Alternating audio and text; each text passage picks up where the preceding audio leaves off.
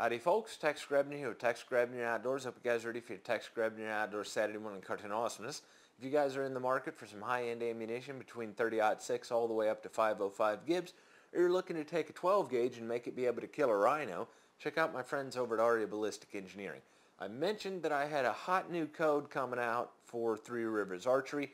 Purchases over $99 qualify now for free shipping with the use of the code of Tex Grebner in your checkout at Three Rivers Archery. That way it gives you a discount and it shows your support, especially because we're going to be doing an arrow build here in this video. So Three Rivers Archery provided me with the shafts, the fletchings, the arrow wraps, the glue, the fletch tape. Basically, you're pretty much going to be buying it there if you're east of the Mississippi from Three Rivers Archery. So $99, free shipping. Use the code of Tex Grebner in your checkout. Also, Ethics Archery provided me my inserts and outserts for my components for this here build. Use the code TGO10 and you'll get 10% off of your purchase at ethicsarchery.com. So I hope you guys are going to enjoy this week's episode of Tex Grebner Outdoors, because I understand it can be very intimidating when you are building your own arrows, bare shafting, fletching if you've never done it. This is going to be mathematical, in theory anyway, but I'm also not going to be giving you any specifics on arrow spine and arrow length, point weight, whatever. I'm not going to be giving you that. I don't want to overload you with too much information. It's already intimidating as it is. So, I just hope this is going to be helpful, and thank you to Ethics Archery and Three Rivers Archery for providing the supplies for this video. If you are a right-handed shooter shooting off the left side of the bow, and your nock is landing to the left of your point, you are weak. If as a right-handed shooter and you're shooting off the left side of the bow and your nock is landing to the right, you are too stiff. Odds are you've probably started out with too stiff of an arrow to begin with, or you have cut too much off of your arrow. So here we go.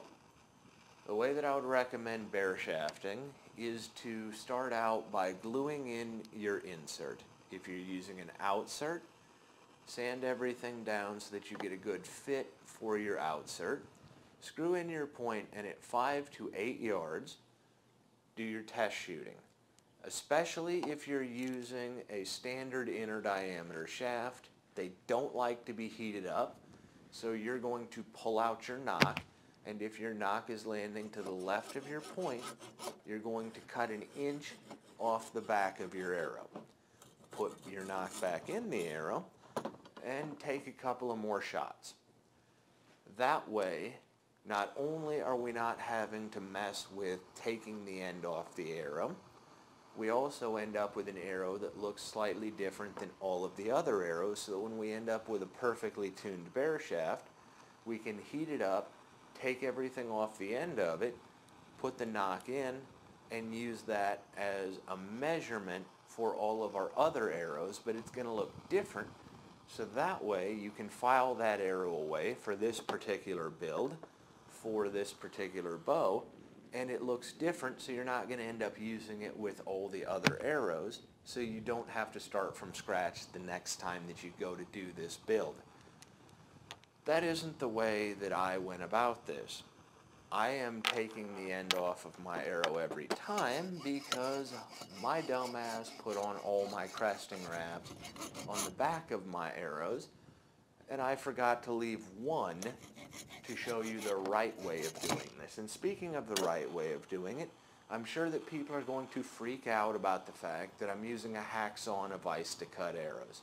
The reason that I'm demonstrating it like this is so that you can see that even if you don't have an ideal situation, you can still do the best you can with what you have, which I feel is an important skill to have. Also, this is a 204 inner diameter shaft. It has thicker walls, so I can get away with putting some heat on it, but also me cutting with a hacksaw isn't a huge deal because 204 inner diameter components tend to be pretty precise.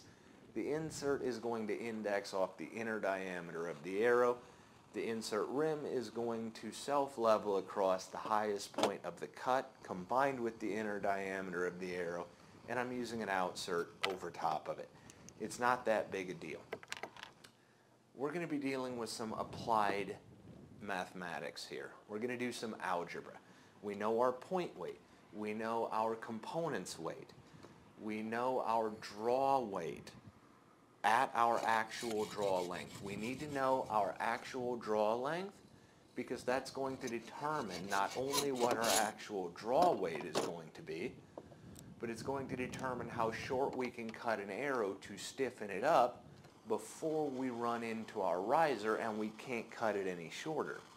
We want to start out with an arrow that is weak enough that we can cut it back to be fine-tuned to our particular setup, but not so weak that we can't cut it back short enough. So we need to know our draw length and our actual draw weight at our draw length, because our draw weight at our draw length plus our components plus our point weight is going to determine the forces that are acting on our arrow during Archer's paradox at launch, which will then allow us to make an educated guess for the only variable that we don't actually know, which is the arrow spine between 1,000 and 100 that we are going to want to start with. So we've got A, B, C, D, and E, and X is going to be our finished arrow. So there you go. Once you've got your test arrow basically squared away, pull your components off of it, put your nock in the back of it, and you can take your arrows plus your test arrow to a bow shop and have them do a good straight cut on all your other arrows by setting the arrow saw off of your test arrow. This way you have not been fiddling around, constantly walking up to the counter and asking them to cut an inch off and being a nuisance in the archery shop. I know this from experience.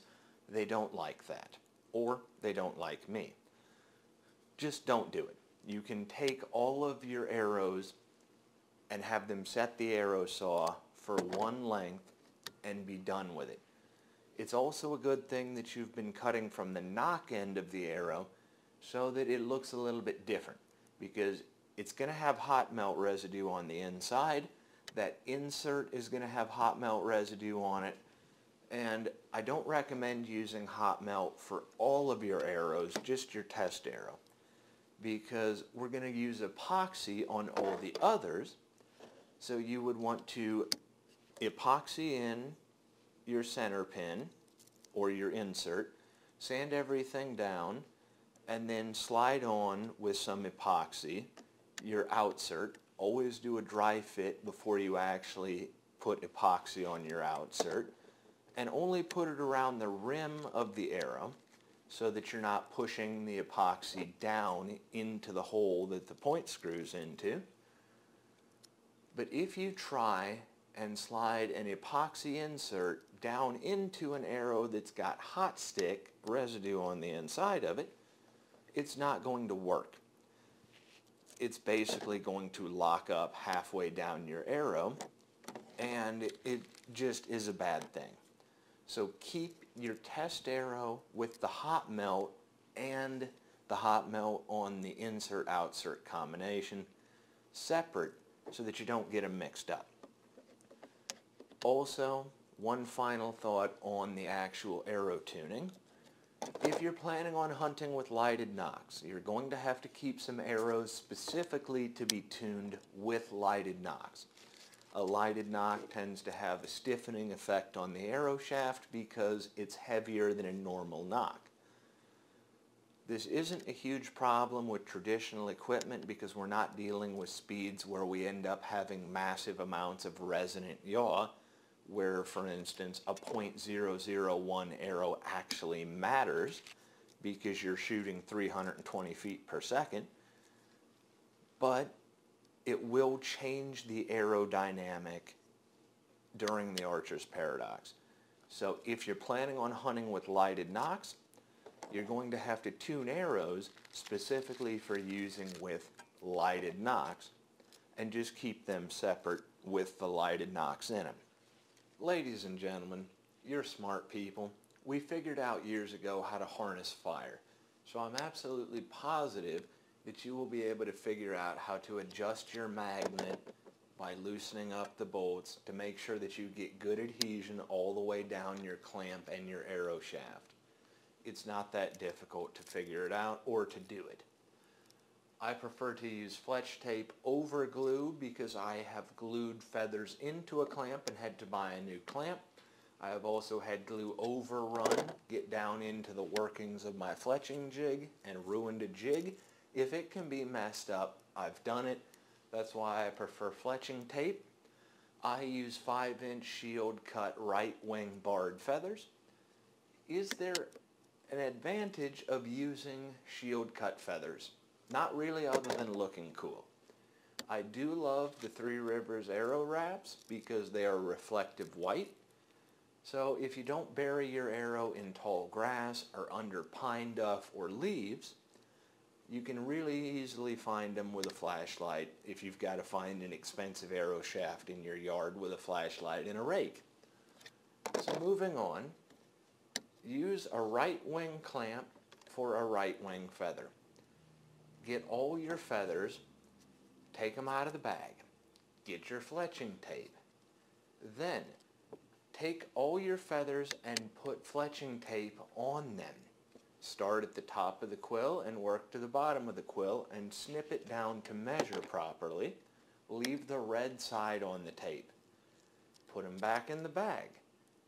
Then, maybe a month from now, maybe even a year from now, you take them out of the bag, you peel off the tape on the red side, line it up in your clamp where you have a mark to make sure that all your feathers go on exactly the same spot in the clamp.